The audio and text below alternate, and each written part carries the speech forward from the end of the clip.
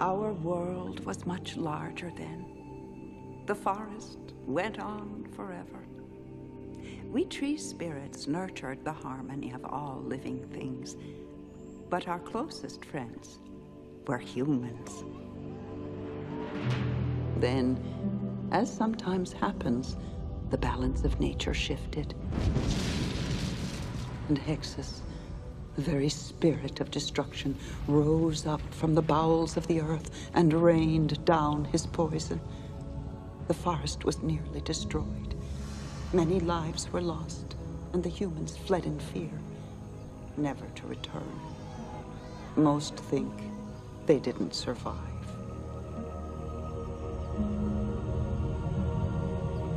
It was only by calling up the magical powers of nature that I was able to trap Hexus inside an enchanted tree and save FernGully. Which is why it is so important for you to learn to use these powers.